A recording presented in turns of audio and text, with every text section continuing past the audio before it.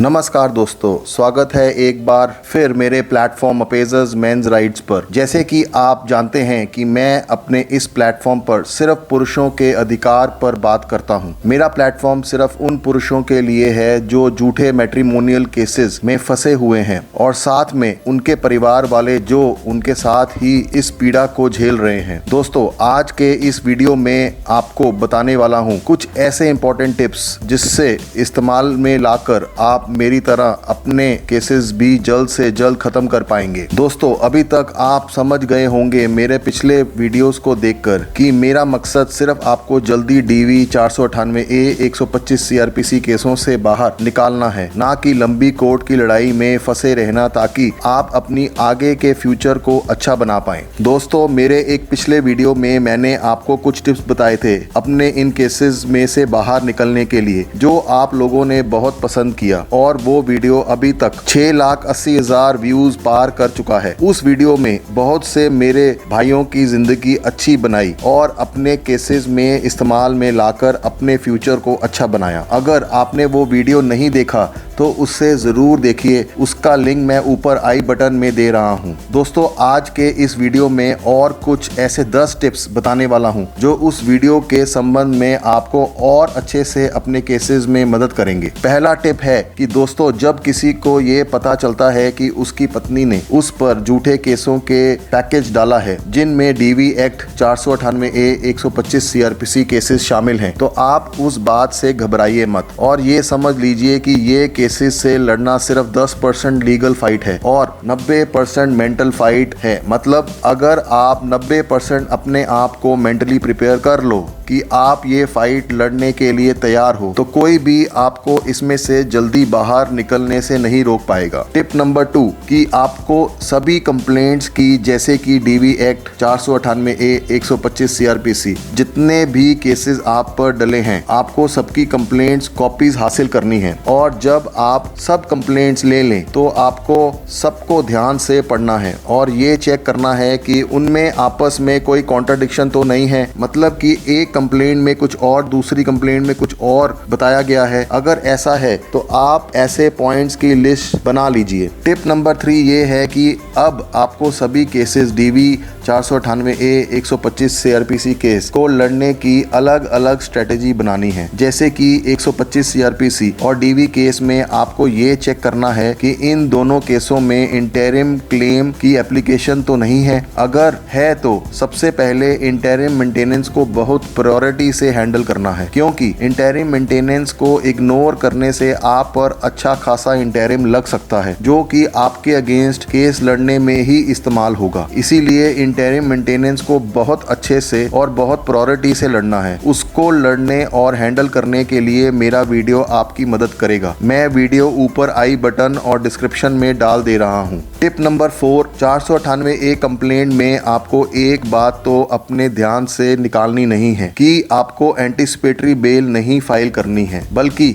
Section 41A CRPC के notice का ही सहारा लेना है। और 498A कंप्लेंट होने पर आपको काउंटर कंप्लेंट और RTI के सहारे से अपने ऑपोजिट पार्टी के केस को वीक करना है। इस पर मैंने वीडियो बना रखा है और लिंक आई बटन और डिस्क्रिप्शन में दे रहा हूँ। टिप नंबर 5 498A कंप्लेंट पर FIR रजिस्टर होने पर 498A क्वैशिंग की तरफ ही रुख करना है। क्वैशिंग ग्राउंड्स हैं तो आपको हाई कोर्ट में अपने और अपने रिश्तेदारों के खिलाफ हुई FIR पर क्वैश पिटीशन फाइल करना है। बस एक ध्यान देने की बात यह है कि अपनी खुद की क्वैश पिटीशन और अपने रिलेटिव्स की क्वैश पिटीशन अलग अलग फाइल करनी है, एक साथ फाइल नहीं करनी है। 8 क्वैशिंग ग्राउंड्स पर मैंने एक डिटेल वीडियो बना दिया है, आप आई बटन और डिस्क्रिप्शन में दिए लिंक से अच्छे से उसे फॉलो कर लीजिए। टिप नंबर 6 आपको कितनी भी जरूरत महसूस हो लेकिन डिवोर्स या सेक्शन 9 हिंदू मैरिज एक्ट के अंडर केस फाइल नहीं करना है, क्योंकि केस के शुरुआत में ही ये केस फाइल करके आपका अपना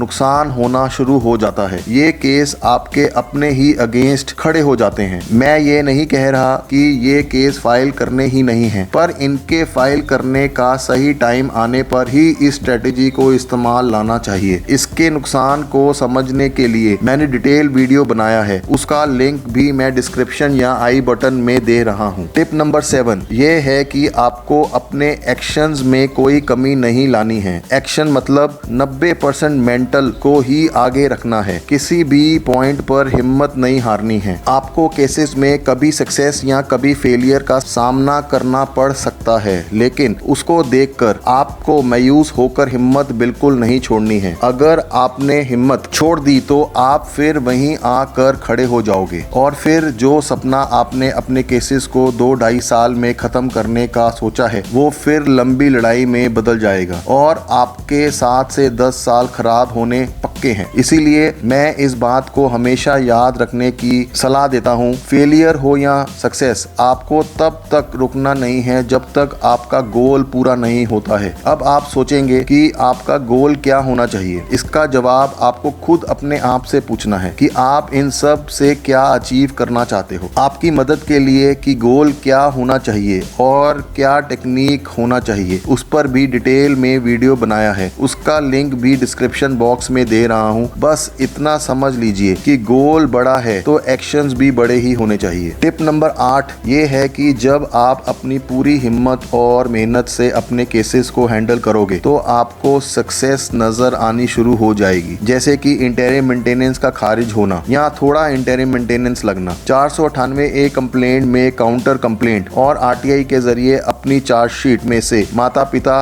बहन भाई का नाम निकलवाना और या 498A केस का क्वैश होना या 498A कंप्लेंट केस का समनिंग ऑर्डर डिसमिस होना। तो आप ये सक्सेसेस से काउंटर केसेस प्लान करना, जैसे कि डिफॉर्मेशन केसेस, अपील या रिवीजन पिटीशन, ज्यादा लगे इंटरिम मेंटेनेंस को खारिज या कम करवाना। इन सब छोटे छोटे तरीकों से आप आहिस्ता आहिस्ता अपने गोल की तरफ बढ़ते जाएंगे और आपकी विपक्षी पार्टी का मनोबल टूटता जाएगा, जिसको आप सेटलमेंट के टाइम पर एज अ प्रेशर टैक्टिक्स की तरफ इस्तेमाल करके जल्द ही केस पूरा होने से पहले अपने केसेस को सेटल करवा पाओगे। बस जब मीडिएशन या सेटलमेंट के टाइम आपको लगे कि आप वो एग्जिट पॉइंट आ गया है तो उस पर हाँ बोलकर बाहर निकल जाना है। टिप नंबर 9 आपको हर कोर्ट डेट पर जाना जरूरी है। आप समझ लीजिए कि आपके गोल का सबसे इंपॉर्टेंट और जरूरी पॉइंट ये ही है, क्योंकि जब आप हर तारीख पर प्रेजेंट रहेंगे तो आप अपने केस में हमेशा आगे ही रहेंगे। आपको पता चलता रहेगा कि आपकी ऑपोजिट पार्टी किस स्ट्रेटेजी से चल रही है। आप हमेशा अपनी ऑपोजिट पार्टी को ये ही दिखाओगे कि आपको कोई फर्क नहीं पड़ता है और आप लड़ने के लिए तैयार खड़े हो। इस बात को देखकर कि आपको कोई फर्क नहीं पड़ रहा है और आप कॉन्फिडेंटली केसेस में पार्ट ले रहे हो तो ऑपोजिट पार्टी के आधा मनोबल वहीं टूट जाएगा। टिप नंबर 10 अगर आपके केसेस एविडेंस और क्रॉस एग्जामिनेशन की तरफ बढ़ते हैं तो भी आपके किए हुए हर स्टेप का असर आपकी ऑपोजिट पार्टी पर पड़ेगा और वो कहीं ना कहीं गलती जरूर करेंगे, जैसे कि क्रॉस एग्जामिनेशन और एविडेंस के टाइम पर कॉन्ट्राडिक्शंस। ये सब भी आपको आपके गोल की तरफ तेजी से बढ़ाते चले जाएंगे। तो अब आप समझ गए होंगे कि मैं क्यों इसको 10% लीगल और 90% मेंटल बताता हूँ। ये सारी खेल ही मनोबल का है, जब वो खत्म तो आपका केस भी खत्म। ये सारी टिप्स मेरे अपने आजमाए हुए तरीके हैं।